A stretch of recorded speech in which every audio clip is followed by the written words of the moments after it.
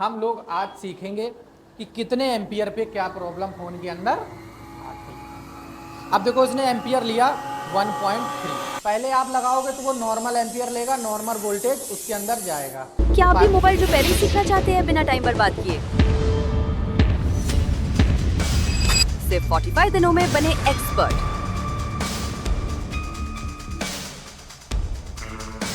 Cost की seats limited है, तो देर मत कीजिए। तो आज हम लोग पढ़ेंगे 6 पोर्ट यूएसबी चार्जर के बारे में, ठीक है ना। बेसिकली देखो है क्या, ये एक छोटा सा डिवाइस है। इसको बोलते हैं 6 पोर्ट यूएसबी चार्जर भी बोल देते हैं लोग, आई चार्जर भी बोलते हैं, या एम्पियर टेस्टर भी बोल दो, बात एक ही है। 6 पोर्ट चार्जर क्यों बोलते हैं इसको? क्योंकि इसमें देखो 6 पोर्ट दिए गए इसलिए इसको 6 पोर्ट बोलते हैं। सिंगल पोर्ट वाला भी आता है और एक अपने पास है 8 पोर्ट वाला। इसमें 8 पोर्ट हैं। इसमें देखो सी टाइप वाला भी एक पोर्ट दिया गया है, बाकी यूएसबी ए वाले पोर्ट दिए गए हैं। हमारा जो मोबाइल रिपेयरिंग में यूज है, हम उसको देखते हैं कि हमारा मोबाइल रिपेयरिंग में हम इसको कैसे यूज करते हैं। देखो मोबाइल रिपेयरिंग में हम यूज करते हैं इसको फ़ोन की फॉल्ट की फाइंडिंग करने के लिए। जैसे कोई भी हमारे पास फ़ोन आया, उसमें चार्जिंग प्रॉब्लम है या लाइट ग्राफिक्स की प्रॉब्लम है या आपका फ़ोन डेड है, सबसे ज़्यादा जो आपको ये साथ देगा वो डेड फ़ोन में देगा। तो इसमें हम एम्पियर के माध्यम से चेक करेंगे कि कितने एम्पियर लेता है तो क्या प्रॉब्लम होती है और कितने एम्पियर पे क्या प्रॉब्लम कहाँ से आती है। देखो इसमें दो चीज़ें लिखी हैं, एक लिखा है 5.2 वोल्ट और एक लिखा है 0.0 एम्पियर। 5.2 वोल्टेज का मतलब समझते हो आप लोग, क्या है ये? 5 वोल्ट यानी कि वी बस की सप्लाई जो हमारी चार्जिंग कनेक्टर से फोन के अंदर जाती है। इतना तो सब लोग जानते हैं। 5.2 वोल्टेज और यहाँ पे लिखा हुआ है 0.0 एम्पियर, अभी ऐसे लिखा हुआ है, ठीक है। और इसकी डिस्प्ले में लाइट भी चल रही है। और कितनी जगह लिखा हुआ? 1 2 3 4 5 6, यानी कि 6 पोर्ट है तो 6 टाइम उसने लिख दिया है। अगर आप फर्स्ट में लगाएंगे तो इस वाले पे आपको एम्पियर दिखाएंगे, सेकंड में केबल लगी होगी तो सेकंड वाले में, थर्ड में लगी होगी तो थर्ड वाले में। इसमें बस एक सुविधा ये है कि एक टाइम पे आप 6 फ़ोन को चेक कर सकते हो, या ये समझ लो एक टाइम पे 6 फ़ोन को आप चार्ज भी कर सकते हो। इससे एक तरीके से ये चार्जर है, लेकिन ये डिजिटली चार्जर है कि आपको दिखाता है कि आपका फ़ोन कितने एम्पियर से चार्ज हो रहा है। जब भी आप कोई फ़ोन कनेक्ट कराएंगे, जैसे फर्स्ट वाले पोर्ट में आपने क्या किया, एक केबल ली, अपने फ़ोन को कनेक्ट करा दिया। अब यहाँ पे तो कोई दिक्कत होगी नहीं, यहाँ पे कोई हलचल नहीं होगी क्योंकि वो फिक्स है। 5.2 वोल्टेज वी बस की सप्लाई है। किस चीज़ की है ये? वी बस की सप्लाई। यहाँ पे जहाँ 0.0 एम्पियर लिखा है, यहाँ पे वो जितने भी एम्पियर खपत कर रहा होगा फोन, सोचो यहाँ पे खपत कर रहा है वो 0.6 एम्पियर, ठीक है, या 1.0 एम्पियर या 1.6 एम्पियर या 2.0 एम्पियर। जितना भी वो ले रहा होगा उतना आपको यहाँ पे इस तरफ दिख जाएगा। मेरे कहने का ये मतलब, ठीक है। और इसी के बेस पे, इसके बेस पे हम लोग आज सीखेंगे कि कितने एम्पियर पे क्या प्रॉब्लम फोन के अंदर आती है।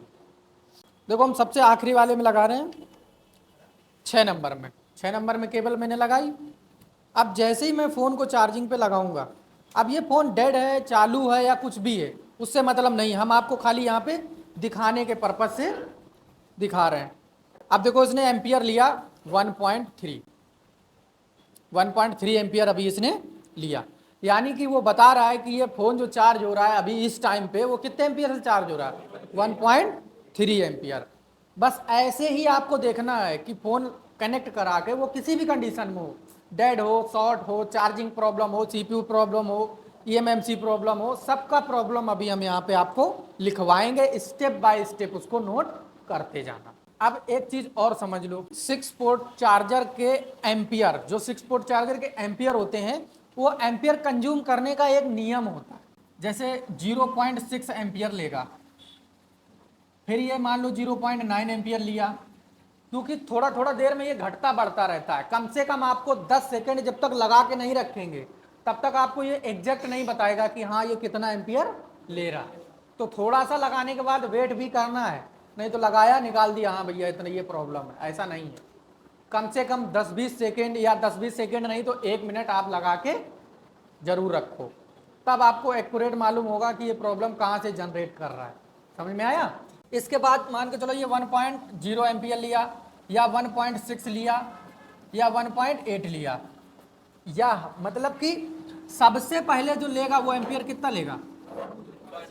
0.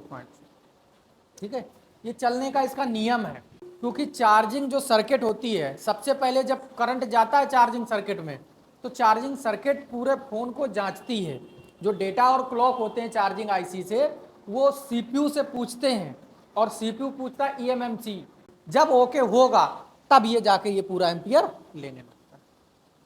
फास्ट चार्जिंग वाला फोन अगर आप लोगों के पास है तो जैसे ही आप लगाते हो चार्जिंग, तुरंत फास्ट चार्जिंग पकड़ता है क्या? पॉज लेता है ना। आप भले ही वो आधा सेकेंड का हो, भले ही वो आधा सेकेंड बाद फ्लैश चार्जिंग या फास्ट चार्जिंग पे जाए, लेकिन लगाते ही क्या फास्ट चार्जिंग दिखाने लगता है?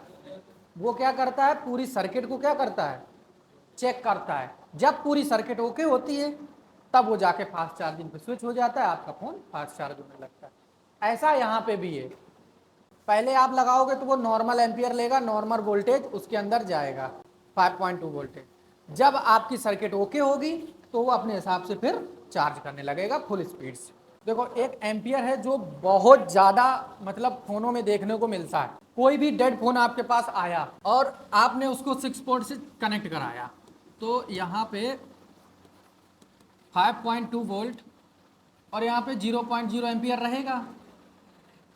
जैसे ही आपने फ़ोन को कनेक्ट कराया तो यहाँ तो कोई दिक्कत होगी नहीं, यहाँ पे आया 0.6 एम्पियर। और वेट कितना करना है आपको? कम से कम 1 मिनट। 1 मिनट तक आपको उसको लगा के रखना है, इंतजार करना है कि वो एम्पियर चेंज करता है या नहीं करता है। जब 1 मिनट लगाने के बाद 0.6 एम्पियर पे ही स्टक रहे तो आप क्या समझिएगा, इसका जो चार्जिंग सेक्शन है वो कैसा है? ओके है। यानी कि अभी हम लोगों को चार्जिंग सेक्शन में कोई भी काम नहीं करना। जो सबसे ज़्यादा डाउट जाता है वो किस पे जाता है? 0.6 एम्पियर में, ईएमएमसी में। ठीक है, यानी कि 0.6 एम्पियर अगर ले रहा और वो फ़ोन 4G है तो 80% प्रॉब्लम आपकी ईएमएमसी से निकलेगी। सीपीयू ड्राई सोल्ड हो सकता है, रैम खराब हो सकती है, फ़ोन में माइनर शॉर्टिंग हो सकती है। जैसे ये आपकी केबल है, आपके पास फ़ोन आया, कोई बंद है, आपने लगाया, यहाँ पे उस पर कोई भी हलचल नहीं हुई, यानी कि 000 ले रहा है। तो प्रॉब्लम कहाँ से हो सकती है? सबसे पहले अगर कोई भी एम्पियर नहीं लेता है तो चार्जिंग कनेक्टर में प्रॉब्लम हो सकती है।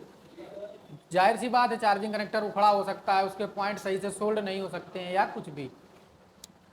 सब बोर्ड हमारा खराब हो सकता है, बिल्कुल हो सकता है। B2B केबल खराब हो सकती है, बिल्कुल हो सकती है।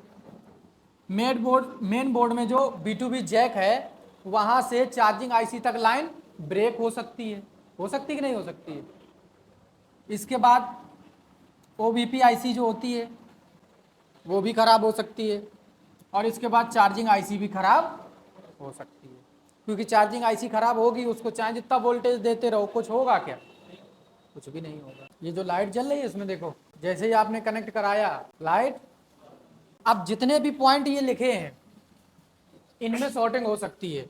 या तो आपका चार्जिंग कनेक्टर शॉर्ट हो सकता है, या आपका जो सब बोर्ड हो सकता है ये शॉर्ट हो सकता है। ठीक है, इसके सोल्यूशन में ये लिखना है। B2B केबल आपकी शॉर्ट हो सकती है, यानी कि शॉर्ट है। ठीक है, मेन बोर्ड का जो जैक है या सब बोर्ड का जो जैक है वो उसमें शॉर्टिंग हो सकती है। अगर आपस में कहीं मिल गए काम करते हुए या कुछ भी करते हुए, तब भी वही दिक्कत आएगी। OBP आईसी अगर शॉर्ट हो जाएगी तब भी यही दिक्कत आएगी, और अगर चार्जिंग आईसी शॉर्ट हो जाएगी तो भी यही दिक्कत आएगी। 6 पोर्ट USB चार्जर से फ़ोन को हम 2 स्टेप में चेक करते हैं। सबसे पहले जैसे कोई भी फ़ोन आया हमारे पास, कोई भी फ़ोन है, जैसे मान के चलो ये फ़ोन है, ये फ़ोन है, ये डेड है। कैसा है ये फ़ोन? डेड है। तो सबसे पहले आपको चेक करना है, तो किस तरीके से चेक करना, अभी उसको नोट भी करवा देंगे, कोई दिक्कत नहीं है। आपको क्या करना है, ये बैटरी का जो फ्लैक्स है ऐसे लगा रहेगा ना, आपको क्या करना है, बैटरी का पत्ता ऐसे करके निकाल दो। बैटरी का पत्ता क्या कर देना है, निकाल देना है। अब आपको चार्जर को इस तरीके से इंसर्ट करना है, इस तरीके से इंसर्ट किया। कोई भी एम्पियर कंजप्शन नहीं होना चाहिए। क्या होना चाहिए? कोई भी एम्पियर का कंजप्शन नहीं होना चाहिए 6 पोर्ट यूएसबी चार्जर में। देखो इसमें कोई भी का एम्पियर ले रहा है क्या? देखो कोई भी एम्पियर हो रहा है ना? कुछ भी नहीं हो रहा, क्योंकि जो एम्पियर लेगा, अगर जिस भी पॉइंट पे एम्पियर लेगा तो उसकी जो बैटरी होती है ना, बैटरी का सिंबल इंडिकेशन वो ब्लिंक करता रहता है। इसमें कुछ ब्लिंक कर रहा है क्या? किसी भी फोन को अगर आप विदाउट बैटरी चेक करेंगे, सबसे पहले ये चेक करने का फंडा होता है, ये मेथड होता है। आधे लोगों को 6 पोर्ट चलाते हैं लेकिन पता नहीं है। एम्पियर कब लेना चाहिए? जब इसके अंदर बैटरी, जैसे तुमने बैटरी कनेक्ट कराई, अब एम्पियर अगर ले रहा है तो वो एम्पियर के हिसाब से जो भी एम्पियर लेगा उसी हिसाब से उसमें प्रॉब्लम आप मान लोगे। लेकिन विदाउट बैटरी कोई भी एम्पियर, कुछ क्वालकॉम सीपीयू के जो फोन हैं वो विदाउट बैटरी भी कितना एम्पियर कंजप्शन करेंगे? 0.2 या 0.3, इससे ज़्यादा वो भी नहीं करेंगे। बाद बाकी एसपीडी, सैमसंग, मीडियाटेक, ये कोई भी फ़ोन होगा विदाउट बैटरी चेक करोगे तो कोई भी एम्पियर नहीं लेना। लेकिन अगर क्वालकॉम के अलावा कोई भी सीपीयू का फ़ोन है और वो आपका विदाउट बैटरी अगर एम्पियर खर्च कर रहा है तो उस फ़ोन में क्या है? शॉर्टिंग। देखो 6 पोर्ट चार्जर अपना काम करता है, डीसी मशीन अपना काम करता है। डीसी मशीन में हम एम्पियर की रीडिंग देखते हैं कि कितनी रीडिंग कहाँ तक जा रही है, जैसे 50, 60, 70, 80, 90, ठीक है। उसमें मिली एम्पियर मतलब दिखाता है। क्या दिखाता है? मिली एम्पियर एक रीडिंग होती है। और इसमें क्या होता है? एम्पियर ही दिखा देता है तुम्हें कि कितने एम्पियर से चार्ज हो रहा है फोन या कितने एम्पियर कंज्यूम कर रहा है। उसमें आपको जो दिखाता है वो दिखाता है इतने एम्पियर से आपका फोन चालू हो रहा है। यहाँ पे चालू हो रहा है नहीं दिखाता है, यहाँ पे वो दिखाता है कि इतने एम्पियर आपका फोन कंजप्शन कर रहा है, आपका फोन खींच रहा है। वो भी कौन सा सेक्शन? Charging section. इसमें जो ट्रेसिंग होती है वो चार्जिंग सेक्शन के बिहाफ पे होती है, उसमें जो ट्रेसिंग होती है वो आपकी पूरे फोन के बिहाफ पे होती है। ये है अंतर कि उसमें आपका पूरा फोन चेक हो रहा है, इसमें आपका चार्जिंग सेक्शन से एक आइडिया लगाया जाता है। क्योंकि हम लोग कहाँ लगा रहे हैं इसकी केबल, और डीसी की कहाँ लगाते हैं? बैटरी कनेक्टर पे। बैटरी कनेक्टर से तो पूरा फोन ही चलता है और चार्जिंग से तो खाली चार्जिंग होती है। तो सेक्शन से हम लोग पता लगाते हैं। यहाँ पे हम 6 पोर्ट चार्जर से किस सेक्शन से पता लगा रहे हैं? चार्जिंग सेक्शन से। और जो आपकी डीसी मशीन होती है वो आपकी ऑल सेक्शन, यानी कि पूरे मदरबोर्ड से आप पता लगाते हैं कि प्रॉब्लम कहाँ से। ये अंतर है। जब आप फोन को कनेक्ट कराएंगे तो एम्पियर इस तरीके से लेगा। सबसे पहले कितना एम्पियर लेगा? 0.6, कोई भी फोन हो, ठीक है। इसके बाद वेट करोगे तो ये जाएगा 0.9 पे, 1.0 भी जा सकता है, 1.6 भी जा सकता है, 1.8 भी जा सकता है और 2.0 तक जा सकता है। जब भी आप इस तरीके की रीडिंग देखो, मैंने शुरुआत में बताया था 6 पोर्ट चलने का एक नियम होता है। 0.6 एम्पियर ले रहा है यानी कि सही ले रहा है। इसके बाद 0.9 ले रहा है, बिल्कुल सही है। 1.0 ले लिया तब भी सही है फ़ोन, 1.6 लिया तब भी सही है, 1.8 लिया तब भी आपका फ़ोन सही है। ये बता रहा है कि आपका फ़ोन बिल्कुल कैसा है? बिल्कुल ओके है। चार्जिंग वार्जिंग दुनियादारी सब कुछ कैसा है? ओके है। इसके हिसाब से ये फ़ोन कैसा है? चालू है। पहले ये एम्पियर हमने चेक किया 6 पोर्ट चार्जर में, ठीक है। इसके बाद हमने फ़ोन को डीसी में कनेक्ट किया। डीसी में हम देख रहे हैं कि हमारे एम्पियर बिल्कुल प्रॉपर ले रहा है। कि हमेशा फ़ोन कैसे चलेगा? 0.6, फिर अगर फ़ोन आगे बढ़ेगा तो 1.0 या 1.6 या 1.8 या 2.0 लेगा। यानी कि फर्स्ट में वो कैसा लेगा? 0.6। और अगर फर्स्ट में ही वो डायरेक्ट 1.0 या 2.0 या 1.8 लेता है तो भी फ़ोन के अंदर शॉर्टिंग होती है। यानी कि कभी भी डायरेक्ट एम्पियर नहीं लेना चाहिए। लिख लो इसको भी। यानी कि जो डुअल डेकर मोबाइल हैं उनकी सीपीयू की प्रॉब्लम कैसे फाइंड करेंगे हम? किस चीज़ से? 6 पोर्ट। 5.2 वोल्टेज 6 पोर्ट चार्जर में, और यहाँ पे रहेगा 0.0 एम्पियर, और इसी के सामने एक रहता है बैटरी का सिंबल, ठीक है। हर मतलब पोर्ट के सामने एक बैटरी का सिंबल रहता है। जब भी आप फोन को कनेक्ट कराते हो तो कितना भी एम्पियर लेता है उससे मतलब नहीं है, लेकिन ये सिंबल कैसा करता है, ब्लिंक करता है।